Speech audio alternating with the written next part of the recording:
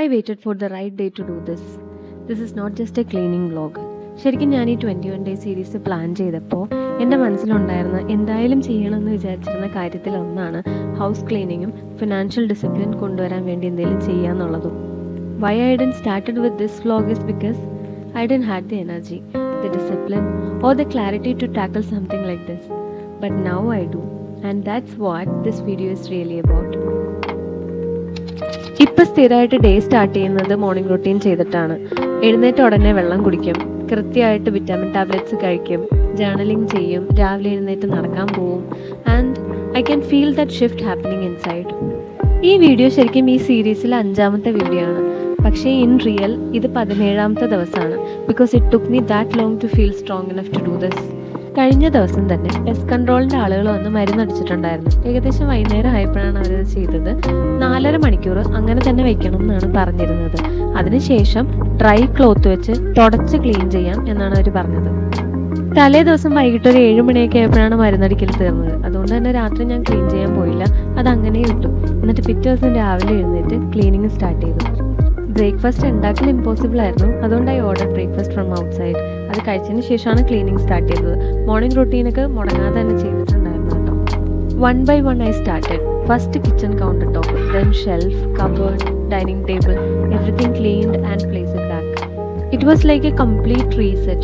ആദ്യം ഞാൻ വിചാരിച്ചിരുന്നത് ക്ലീൻ ചെയ്ത് ഇന്ന് തന്നെ എല്ലാം ഓർഗനൈസ് ചെയ്യാമെന്നാണ്.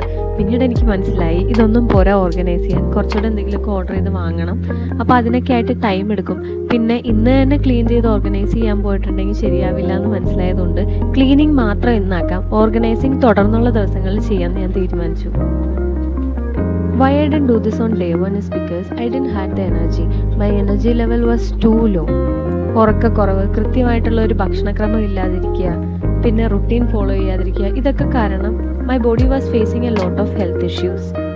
ഇതിൻ്റെയൊക്കെ ആഫ്റ്റർ എഫക്റ്റ് ആയിട്ട് ഡ്രൗസിനെസ്, ഹെയർ ഫോൾ, ആങ്സൈറ്റി ഇതുപോലുള്ള പ്രശ്നങ്ങളും അനുഭവിക്കുന്നുണ്ടായിരുന്നു. That's what exactly I started this 21 day journey. And ഇതിങ്ങനെ പ്രോഗ്രസ് ചെയ്യുന്തോറും I can see some differences in my skin, energy level and even in my time management. First I started with a blood test. എൻ്റെ പ്രശ്നങ്ങൾ എന്തൊക്കെയാണ്, ബോഡിയുടെ ഇപ്പോഴത്തെ അവസ്ഥ എന്തൊക്കെയാണെന്ന് identify ചെയ്തതിന് ശേഷമാണ് കേട്ടോ ഞാൻ ഈ ഒരു ജേർണി സ്റ്റാർട്ട് ചെയ്തത്. ആൻഡ് നൗ കൺസിസ്റ്റൻ്റ് ആയിട്ട് മോർണിംഗ് റൊട്ടീനും സപ്ലിമെൻ്റ് ഇൻടേക്സും ഒക്കെ ഫോളോ ചെയ്തതിന് ശേഷം ഒരു കുറച്ച് എനർജി ലെവൽ കൂടിയതായിട്ട് എനിക്ക് തന്നെ ഫീൽ ചെയ്യുന്നുണ്ട്. That's why I said in the beginning I was waiting for the right day.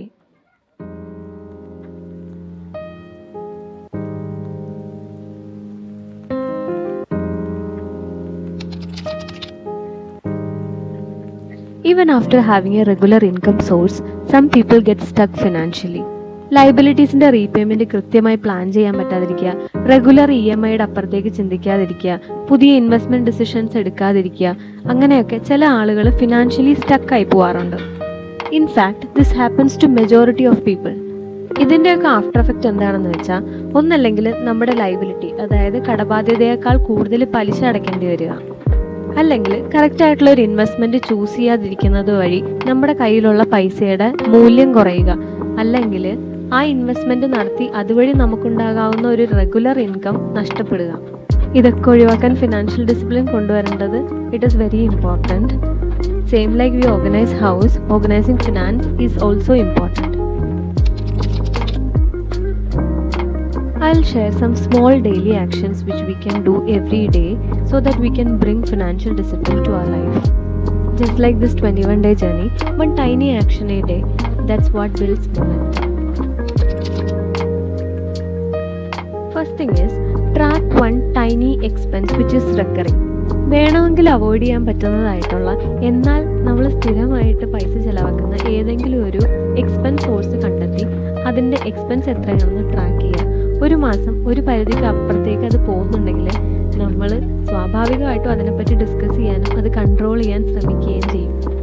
For example food expense, if it is beyond A limit, നമ്മൾ അതിനെപ്പറ്റി എന്തായാലും ഡിസ്കസ് ചെയ്യും, അത് കൺട്രോൾ ചെയ്യാനായിട്ട് എന്തെങ്കിലും ഒരു മെഷർ എടുക്കുകയും ചെയ്യും. Second small action which we can do every day is read at least one article about investment every day. അതായത് ദിവസം 5 തൊട്ട് 10 മിനിറ്റ് വരെയെങ്കിലും ഇൻവെസ്റ്റ്മെൻറ്റിനെ പറ്റി അറിയാനും പഠിക്കാനും നമുക്ക് സമയം ചെലവഴിക്കാം. ഇത് വായിക്കണം തന്നെ ഇല്ല. ഇൻസ്റ്റഗ്രാമിലും ഫേസ്ബുക്കിലും ഒക്കെ ഇൻവെസ്റ്റ്മെൻറ്റിനെ പറ്റിയിട്ട് പറയുകയും സംസാരിക്കുകയൊക്കെ ചെയ്യുന്ന ഒത്തിരി പേജസ് ഉണ്ട്. അതിനകത്തൊക്കെ അവർ വളരെ നന്നായിട്ട് ഇതിനെപ്പറ്റി എക്സ്പ്ലെയിൻ ചെയ്തും തരാറുണ്ട്. അപ്പോൾ അത്തരത്തിൽ ഏതെങ്കിലും ഒരു പേജ് ഫോളോ ചെയ്യും, അവരുടെ ന്യൂസോ അല്ലെങ്കിൽ ഷോർട്ട് ഫീഡോ ഒക്കെ കണ്ടാലും മതിയാവും. ഇങ്ങനെ ചെയ്യുമ്പോഴുള്ള ഗുണം എന്താണെന്ന് വെച്ചാൽ മാർക്കറ്റിൽ ഇപ്പോഴത്തെ അവസ്ഥകൾ എന്തൊക്കെയാണ്, ഇൻവെസ്റ്റ്മെൻറ്റ്സ് ഏതൊക്കെ അവൈലബിൾ ആണ്, ഏതാണ് ബെറ്റർ ഓപ്ഷൻ ടു ഇൻവെസ്റ്റ് എന്നൊക്കെ ഉള്ളത് നമുക്ക് മനസ്സിലാവും. അതുവഴി ഒരു ബെറ്റർ ഇൻവെസ്റ്റ്മെൻറ്റ് നമുക്ക് ചൂസ് ചെയ്യാനും പറ്റും. നമ്മൾ കുറച്ചുകൂടെ മാർക്കറ്റിലേക്ക് അവെയർ ആയിരിക്കുകയും ചെയ്യും. ക്ലീനിങ്ങിൻ്റെ ഇടയിൽ വൈഷു ഒരു ചെറിയ കാർട്ടൺ ബോക്സ് ഓപ്പൺ ചെയ്ത് കൊടുക്കാൻ പറഞ്ഞായിരുന്നേ. അത് ചെയ്തുകൊണ്ടിരുന്നപ്പോൾ എൻ്റെ കൈ ചെറുതായിട്ടൊന്ന് മുറിഞ്ഞായിരുന്നു.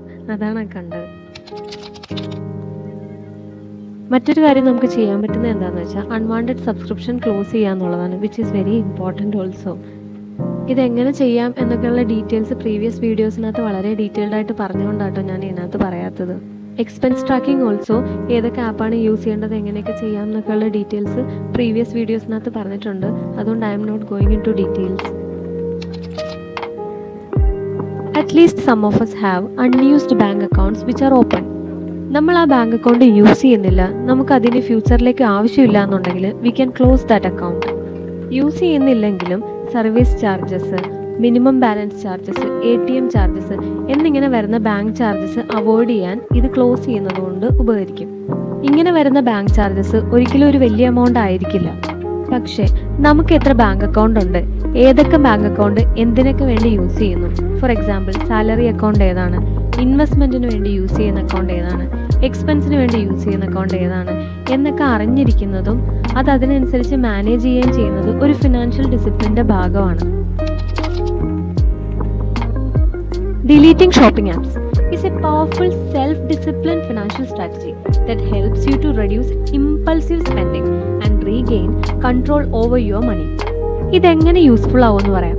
Shopping apps like Amazon, Myntra, Flipkart, Meesho, all these are designed to trigger emotional buying. With constant notifications, sale alerts, one-click checkouts, they make it way easy to spend money you didn't plan to. Amazon festival, Flipkart festival, അതുപോലത്തെ ഓഫറുകൾ ഇതെല്ലാം നമ്മൾ plan ചെയ്യാതെ തന്നെ നമ്മുടെ മണി ഇതിനകത്തേക്ക് spend ചെയ്യാനായിട്ട് കാരണമാകാറുണ്ട്. When you don't see that app icon every day, ഇന്നെന്താ പുതിയതെന്നൊന്ന് ചെക്ക് ചെയ്തേക്കാം എന്നുള്ളൊരു പ്രവണത കുറയുമെന്നല്ലാതെ ഇല്ലാതാവും. Out of sight means out of mind എന്നാണ് പറയാറ്. കണ്ണകന്ന കരളകന്നെന്ന് പറയില്ലേ, സെയിം വേ. നമ്മൾ സ്ഥിരമായി ഉപയോഗിക്കുന്ന ഒരു ഫോണിൽ ഷോപ്പിംഗ് ആപ്പ് ഉള്ളപ്പോൾ നമ്മളത് ഓപ്പൺ ചെയ്ത് ഏതൊക്കെയാണ് പുതിയതുള്ളത് എന്നൊക്കെ നോക്കി അനാവശ്യമായിട്ടുള്ള സാധനങ്ങൾ വാങ്ങിക്കാനുള്ള സാധ്യത കൂടുതലാണ്. അത് ഒഴിവാക്കാനായിട്ട് അത് അൺഇൻസ്റ്റാൾ ചെയ്യുകയോ സൈൻ ഓഫ് ചെയ്യുകയോ ഒക്കെ ചെയ്യാവുന്നതാണ്. അപ്പോൾ ശരിക്കും നമ്മൾ ചിന്തിക്കും, ശരിക്കും നമുക്ക് ആ പ്രോഡക്റ്റ് ആവശ്യമുള്ളതാണോ അല്ലയോ എന്ന്. ആവശ്യമുള്ള സാധനങ്ങൾ മാത്രം ഓർഡർ ചെയ്യുന്ന ഒരു ഹാബിറ്റിലേക്ക് നമ്മൾ എത്തുകയും ചെയ്യും. പലരും സ്ട്രെസ് ബസ്റ്റർ ആയിട്ടും ഷോപ്പിംഗ് യൂസ് ചെയ്യാറുണ്ട്. കുറേ സാധനങ്ങൾ വിഷ് ലിസ്റ്റിലേക്ക് ആഡ് ചെയ്ത് വെക്കും, പിന്നീട് ചിലതൊക്കെ വാങ്ങിക്കുന്നത് പലതും ആവശ്യമില്ലാത്ത സാധനങ്ങളും ആവാറുണ്ട്.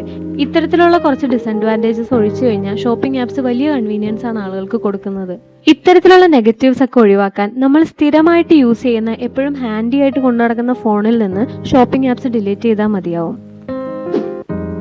അങ്ങനെ അടുക്കള വശമൊക്കെ ക്ലീൻ ചെയ്ത് കഴിഞ്ഞട്ടോ. അത് കഴിഞ്ഞിട്ട് ഞാൻ പിന്നെ അതേ ലിവിങ് റൂമിലേക്ക് വന്നു. ഇതിൻ്റെ ഇടയിൽ കുക്കിങ്ങും വൈഷുവിൻ്റെ കാര്യങ്ങൾ നോക്കലും കുളിപ്പിക്കലും ഡ്രസ്സ് മാറ്റലും അങ്ങനെയുള്ള പരിപാടികളും ഒക്കെ ഉണ്ടായിരുന്നു കേട്ടോ. അങ്ങനെ എല്ലാം കഴിഞ്ഞ് ഫ്രീ ആയപ്പോഴത്തേക്കും വൈകിട്ടായി. അപ്പോഴാണ് ഞാൻ പോയി റെഡി ആയിട്ടൊക്കെ വന്നത്. അപ്പോഴത്തേക്കും വൈഷുവിന് ഫുഡ് കഴിച്ച് കഴിഞ്ഞ് വൈഷു കിടന്ന് ഉറങ്ങിയിട്ടുണ്ടായിരുന്നു. പക്ഷേ ആസ് ഐ സെഡ്, ഞാൻ ഒത്തിരി നാളായിട്ട് പ്ലാൻ ചെയ്യുന്നൊരു ദിവസമായിരുന്നു ഇന്ന്, ഈ ഒരു ഹോൾ ക്ലീനിങ്. അതുകൊണ്ട് തന്നെ after all this I felt so happy.